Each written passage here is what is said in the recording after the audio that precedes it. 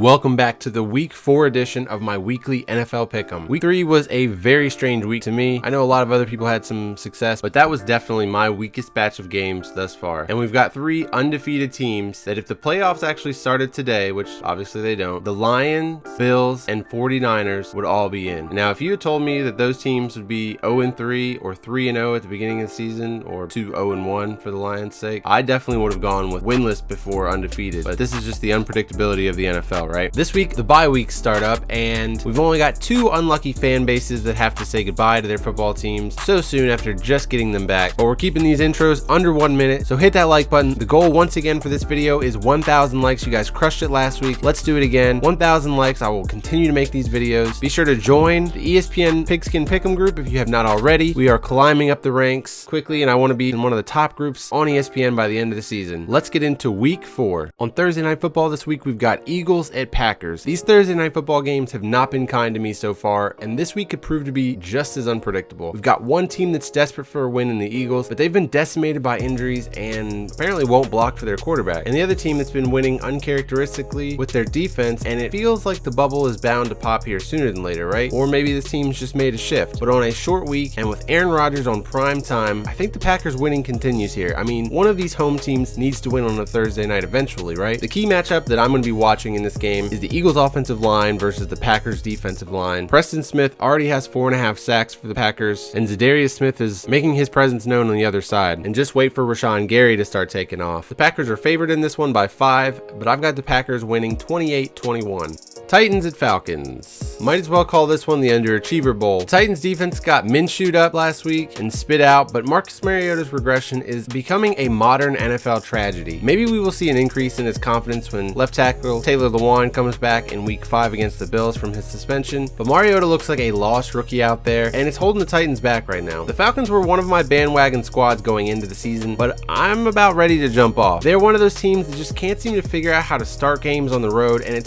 seemed like almost 3 quarters for the offense to start moving against the Colts. However, the Falcons are a totally different team at home, but the Titans seem to do better on the road. As you can see, my confidence rating on this game is pretty low. This one feels like it could go either way, just depending on which version of which one of these teams actually shows up. The key matchup that I have for this one is the Titans cornerbacks versus the Falcons wide receivers. These are probably 2 of the deepest position groups for both teams matched up against each other, and it's going to be on the Falcons wide receivers to create separation and get open for Matt Ryan early on so they can jump on these Titans' throat and handle business at home if they want to turn their season around. The Falcons are favored by 4 in this one, and I'm going to say that the Falcons win 21-16. Browns at Ravens. How are the NFL schedule makers going to give the Browns 3 primetime games in 4 weeks, and this isn't going to be one of them? Maybe the matchup in week 16, I think it is, will be flexed out, and it gets us a primetime matchup between the 2.0 version of these quarterbacks. Because right now, they are on opposite ends of the spectrum from what we probably all predicted going into the year. But poor Freddie Kitchens had his worst coaching performance of his young head coaching career on Sunday night against the Rams. The team has looked sloppy and undisciplined going into the season, and it's costing them games. I'm worried this might be over Freddie's head at this point, and the reason we're not seeing the offense even maintain the production from last year is because he's no longer able to put himself 100% into masking the deficiencies of this Browns offensive line with creative schemes and play calling. He's spread too thin right now and actually needs a Wade Phillips of his own to run the defense, and maybe even another veteran coach with head coaching experience to shoulder the rest of the load until he gets more comfortable. Meanwhile, the Ravens wouldn't go away in a game that it seemed like got away from them pretty early on against the Chiefs, and their coaches actually put them in position to win by knowing the game and the rules and using strategies that take years of experience for them to master. That drop kick to serve as an onside kick / timeout saver with the 2-minute warning was really impressive. John Harbaugh might be second to only Belichick when it comes to game day manipulation of the rules to your advantage. Even when the Browns were at their lowest point, these matchups with the Ravens have always been entertaining, but this rivalry between the 2018 number 1 overall and number 32 overall pick, I feel like it's being undersold to us this year unless we get an epic 3-match in the playoffs. The key matchup in this one is definitely the quarterbacks. Who's going to be the one to outduel the other to make sure that they are keeping their team ahead of the sticks and head on the scoreboard. The Ravens are favored by 7. That is way too much. I say the Ravens win 24-23. Patriots at Bills. Who would have thought a battle between the 3-0 Titans of the AFC East was what we'd have upon us on week for. The Patriots, they were only 2 self-inflicted wounds away from a dominating shutout of the Jets. That kind of sloppy play is exactly what the Bills are going to need from their opponents this year to capitalize on and just sort of numb them to death with their own sloppy play. But the Bills, they're going to need to tighten up because the Patriots just had their 2 sloppy moments and probably won't have another one until like week 10 or 12. If the Bills want to win this game, then they need to play cleaner and more efficiently, but I just don't have the courage to take a team against the Patriots in this scenario. For the key matchup in this one, I considered Brady versus the Bills defense, but that seemed too obvious. We all know the drill. Knock Brady around early on, get him uncomfortable, and that's how you force him to miss on throws and take sacks. But the real matchup here is going to be Josh Allen versus Bill Belichick. Belichick is a master at shutting down quarterbacks with unique skill sets, and Josh Allen definitely has one of those unique skill sets. Young quarterbacks just don't typically fare well against a Belichick schemed defense, and this Patriots team is the first team in the Super Bowl era to not allow a passing or rushing touchdown in each of their first 3 games of a single season. That's a pretty wild stat, but that's bound to be broken this week. The spread has the Bills plus 7.5. I think it might be that close for a little while, but in the end, the Patriots will pull ahead. I have the Patriots winning 31-20.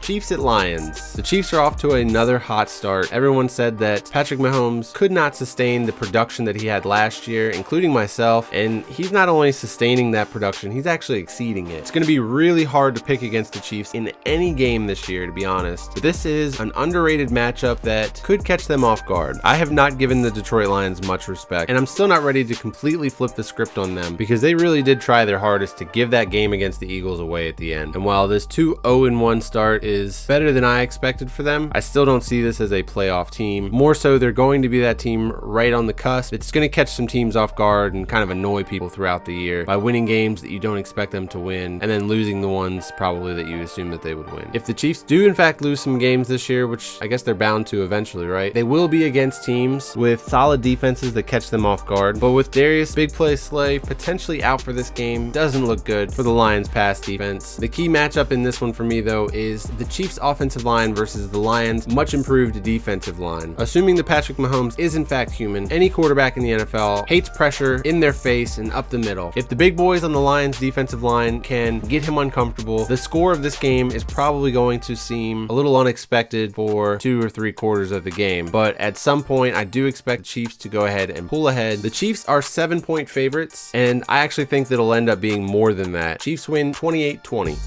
Panthers at Texans. I'm still blown away that the Play 60 kid grew up to be Kyle Allen and then threw up 4 touchdown passes on the Cardinals in his second start ever. Ask Cam Newton how many times he's ever thrown for 4 touchdown passes. Even though the Cardinals defense is not that good, I think what you saw from the Panthers with a healthy and confident player at quarterback shows how good this team really is and how injured Cam Newton must be. A Liz Frank injury is no joke, and most traditional pocket passers probably could play through it and still be effective, but I think that it's manifested itself into Cam Newton's head and is holding him back. I hope that he can take as much time as he needs so that we can see him dominate on the field at least one more time. And hopefully on the other side of this game, Deshaun Watson's not headed for a similar situation one day behind this Texans offensive line. Deshaun Watson is such a fun player to watch and really does put this Texans team on his back to will them to victories. And this week he's got a pretty tough Panthers defense coming to town. Luckily for him though, his defense is not the Cardinals defense and should not allow Kyle Allen to throw 4 touchdowns on them. My key matchup in this one is in fact Kyle Allen versus the defense of the Texans. Once you see JJ Watt lining up across from you, it will bring you back down to reality a little bit. The Texans are favored by 4 in this one, and I actually expect the defense to jump all over this young quarterback early on. Texans win 27-17.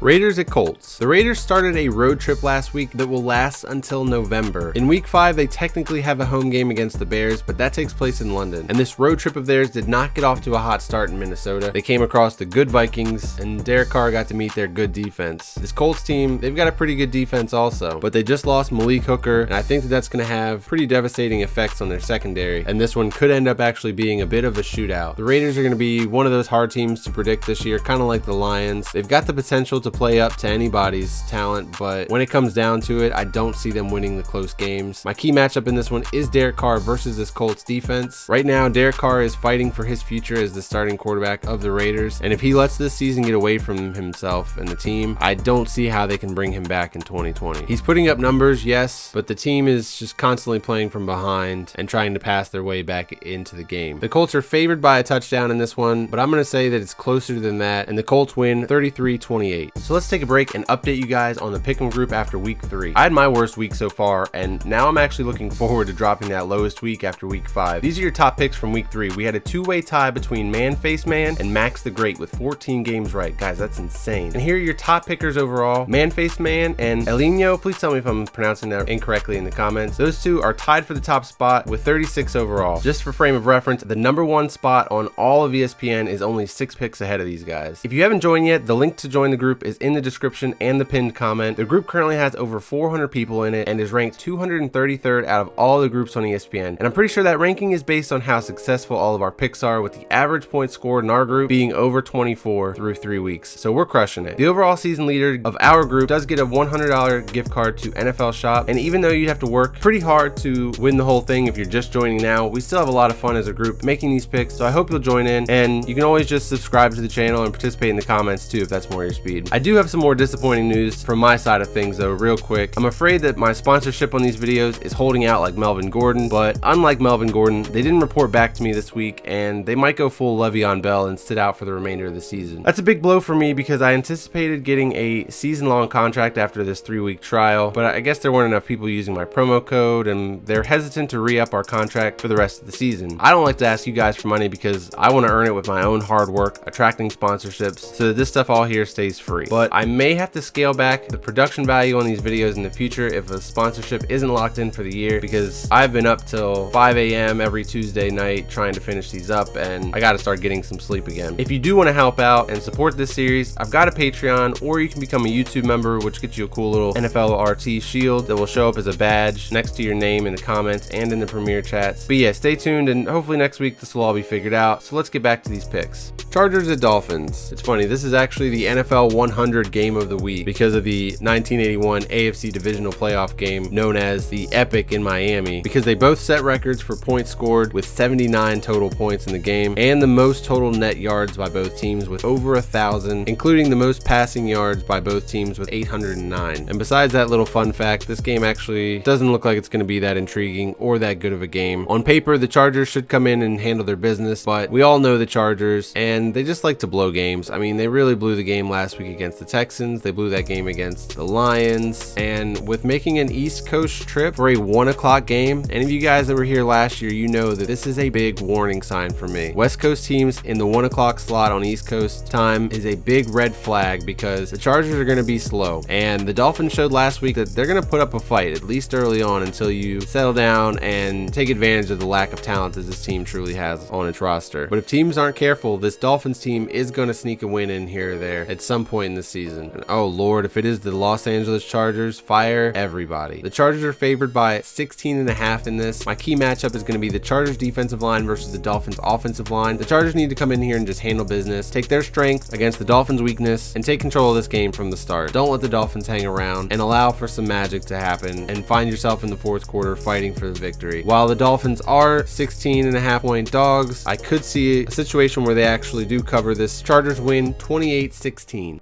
Redskins at Giants. The Redskins looked pretty awful pretty early on against the Bears and probably didn't even stand a chance to come back in that one if the Bears don't take their foot off the gas. Case Keenum is what we thought he was, and that's a good, decent backup quarterback, but he's not a starter, and that's why the Redskins are in the hole that they're in right now. Jay Gruden, however, doesn't seem interested at all in starting over with Dwayne Haskins. I said last week that we might see Dwayne Haskins come in at the end in garbage time against the Bears, and now that Khalil Mack is off of your schedule, I think you're safe to throw the rookie quarterback in there whenever you think he's ready. I'm still not sure that Jay Gruden is going to make that switch unless something happens to Case Keenum and it forces his hand, but all eyes will be on Dwayne Haskins all game long as he watches the guy that took his number 6 overall draft spot in Daniel Jones start on the other side for the Giants. I mean, that was a crazy first start for Daniel Jones last week. It was really impressive to see him just take command of that offense altogether. I mean, he looked very confident, and seeing that athletic aspect of his shine through through was really cool too. How many of you guys are already sick of everybody talking about all the flack and criticism that Dave Gettleman got around the draft time? And for me, it wasn't about Daniel Jones not being a good quarterback prospect at the next level. It was about the fact that it didn't seem like he cared anything about draft board itself and just took him way earlier than he needed to. Now that we're all seeing him on the field, everyone's like, oh, well, he would have never made it to 17 in the draft, but I still think that he might have. And if he started to slip at all and you felt uncomfortable, you could have always moved up from 17 and still gotten your franchise pass rusher in Josh Allen, who's balling out with the Jaguars. Anyways, we'll get into NFL draft talk here soon enough. I am working on my mock draft. It's been harder than I thought to do this in mid-season because the games are changing each week, but the Redskins will be up at the top of the draft, regardless of whether or not Dwayne Haskins comes in. The key matchup that I have here, even though he might not be playing, it's going to be Dwayne versus Daniel. The cameras are going to be on both of these guys all day long. The Giants are favored by 3, and I think they cover. Giants win 30-24.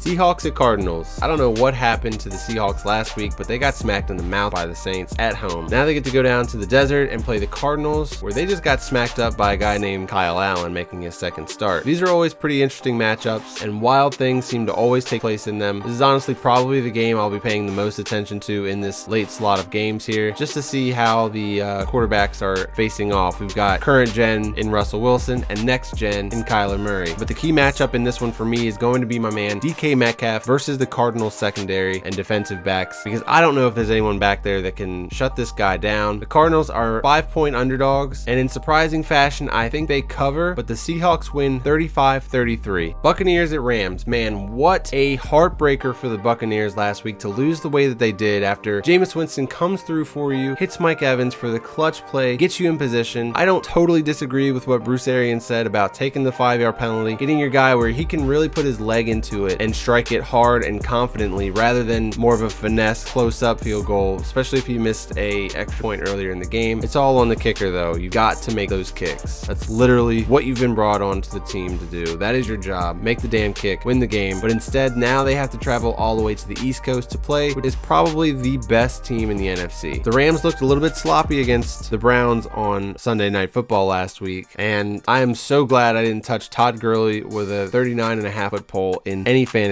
league, because he doesn't look right. I don't know how they're using him right now. He already seems like a shell of his former self, but yet this offense is still moving the ball. Cooper Kupp looks superhuman, which is mind-blowing because most times after a torn ACL, it takes you another year to get back to where you were, but he seems just as explosive as ever, and this has potential to be a really high-scoring game. Key matchup for me in this one is going to be the Buccaneers offensive line versus Aaron Donald. I don't know if they've got the manpower in their offensive line to slow a guy like Aaron Donald down, and for that, the Rams are favored by 10, and I think that that's a pretty fair number for them. I'm going to say the Buccaneers cover though, and the Rams win 40-33. Vikings at Bears. So here we go with the Vikings. We get hot, cold, hot. What are they going to be this week? They're back on the road, which means they're probably going to be the cold version of the Vikings. This matchup takes me back to last year when the Bears could have allowed the Vikings to walk into the playoffs if they just rested their starters, came out, punched the Vikings in the mouth for no reason, allowing the Eagles to take the Vikings spot as the 6th seed in the playoffs, and then the Bears double doinked their way out of the playoffs against the Eagles. It was a weird flex. The Bears didn't need to beat the Vikings one more time, and they dominated them earlier in the season. My key matchup for this one is Kirk Cousins versus, just insert any road game here. Let me just see you play well on the road, Kirk, and not put up all these garbage time touchdowns to make it look like you played well. The Bears are only favored by 2.5 in this one, which is kind of surprising to me because I don't see how there's any chance that the Vikings bring their A game on the road against the Bears and that defense. Bears win 26-24.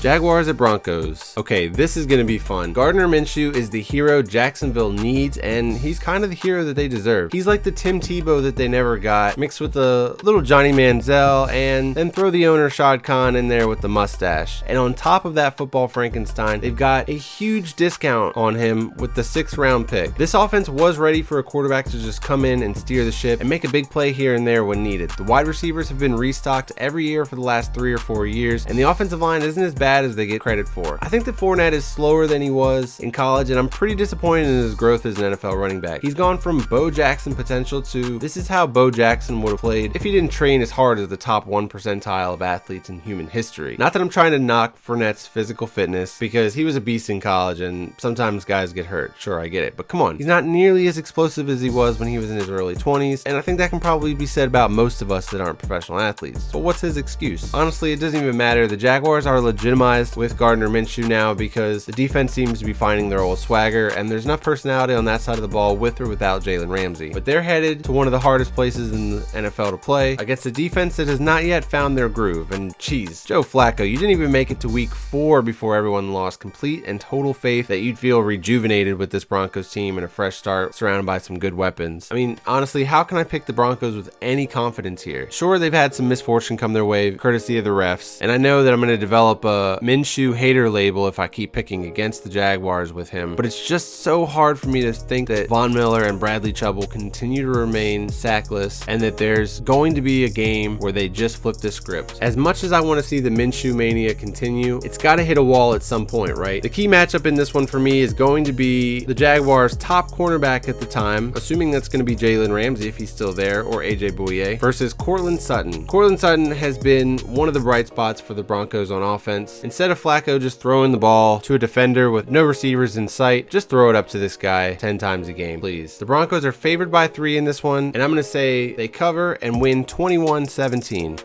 On Sunday Night Football, we've got Cowboys at Saints, and the haters will say that the Dolphins gave the Cowboys a good game, but that's just not true at all. The Cowboys may have been feeling themselves early on, especially Dak on that early interception, but they were in complete control of the game from the first drive. The Dolphins were really never a trap game worthy opponent, kind of like the way that the Saints were for the Seahawks. The Saints really impressed me with how they jumped on the Seahawks early on. They went to the land of high energy and pumped up crowd noise and fed off of it from the jump with that punt return that was brought back for a touchdown. And then Teddy Bridgewater was a lot better than I expected, but one thing this game showed me is that this is no longer Drew Brees' team. No, the Saints will go where Alvin Kamara takes them, but they're going to need to have that Bourbon Street energy this week too, because the Cowboys play an improved version of the Seahawks game, and if that game had an extra 5 minutes, then the Seahawks would have clawed their way back in to win. I'm looking forward to a fun Sunday Night Football game because Rams-Brown game last week was kind of a sloppy snoozer. The key matchup in this one is going to be similar to the Thursday Night Football game between these two teams last year, and that's going to be the Cowboys linebackers matched up against stopping Alvin Kamara. As you can see, the confidence level is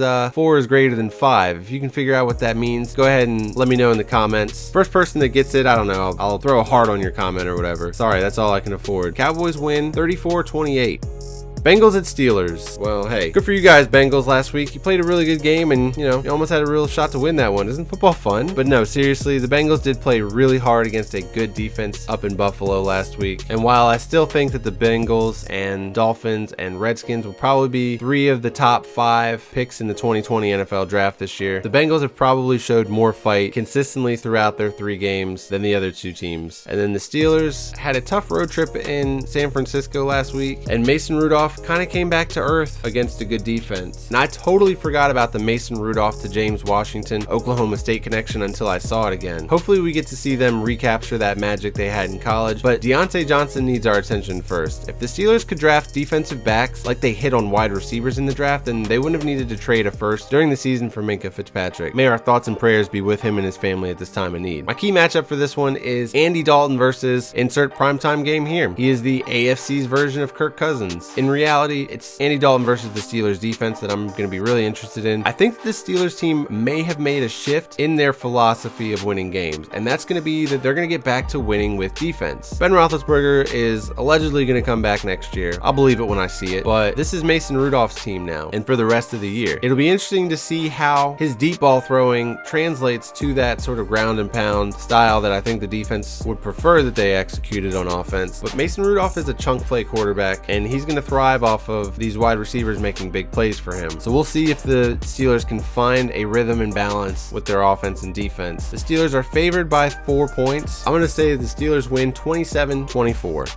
That's going to do it for me. I hope you guys appreciated the fact that I was able to squeeze in picks, the spreads, confidence level, a key matchup, all that stuff into each. No more of this saving the spreads till the end. I'll just do everything all together. It took me 4 weeks, but I think that this is finally the layout and the format that I'm going to be doing these weekly pick'em videos for the rest of the season. Thank you guys so much for watching, liking, commenting, subscribing, all that good stuff. I hope that everybody's teams play really, really well this week except for the Saints, and I will see you all in the next video.